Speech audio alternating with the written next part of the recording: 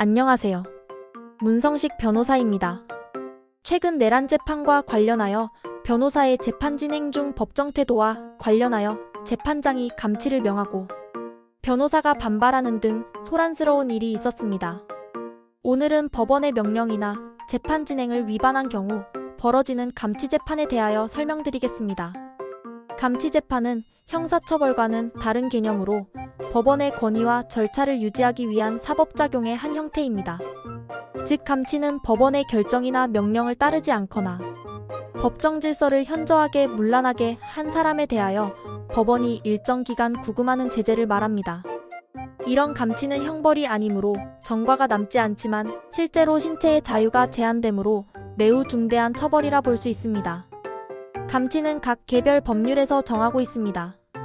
감치를 규율되는 법원조직법을 살펴보면 법원조직법 제60조는 재판장의 명령에 위반하거나 재판을 방해하는 등 법정 질서를 문란하게 한 사람에 대하여 재판장이 20일 이내에 감치를 명할 수 있도록 규정하고 있습니다. 즉, 법정에서 모욕, 소란, 폭언 등 재판 진행을 현저히 방해하는 경우 즉시 감치를 선고할 수 있도록 규정하고 있습니다. 재판 중 재판장에게 욕설을 하거나 난동을 부린 경우 즉각적인 감치가 결정되는 일이 실제로 벌어지는데 법정에서의 촬영, 녹음, 고함, 욕설과 같은 행위가 실제 문제가 되는 경우가 많습니다.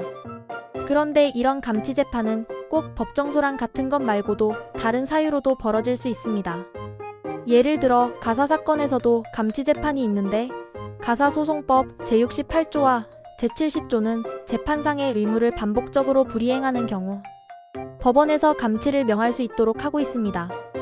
대표적인 사례로는 면접교섭 방해 사건과 제3명시명령 불응 사건을 들 수 있습니다.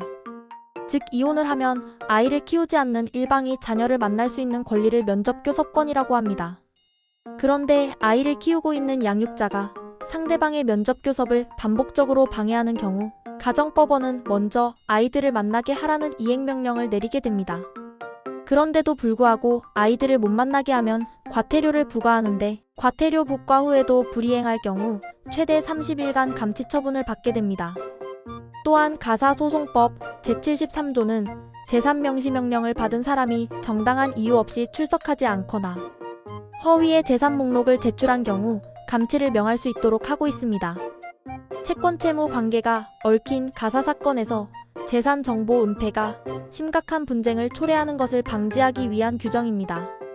민사집행법에서도 감치가 인정됩니다. 민사집행법 제68조와 제69조는 채무자가 제3명시명령이나 재산조회 절차에 협조하지 않는 경우 감치를 명할 수 있도록 규정하고 있습니다.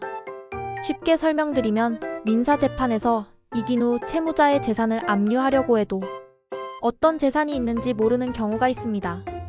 이럴 때 채권자는 법원에 채무자의 재산을 알아내기 위해 채무자의 재산명시 신청을 하게 됩니다. 그런데 채무자가 재산명시 기일에 출석하지 않거나 재산 목록을 제출하지 않거나 허위로 재산을 숨기는 경우 감치가 선고될 수 있습니다. 법원은 감치 사유가 있다고 판단하면 피감치자를 소환하여 신문하고 그 의견을 들은 뒤 감치 여부를 결정합니다. 감치 결정은 즉시 집행을 명할 수 있고 감치 결정에 대한 불복은 항고가 가능하지만 항고가 제기되더라도 법률이 정한 경우에는 감치 집행이 정지되지 않을 수 있기 때문에 조심하셔야 합니다. 오늘은 감치 재판에 대해 설명드렸습니다. 지금까지 문성식 변호사였습니다. 감사합니다.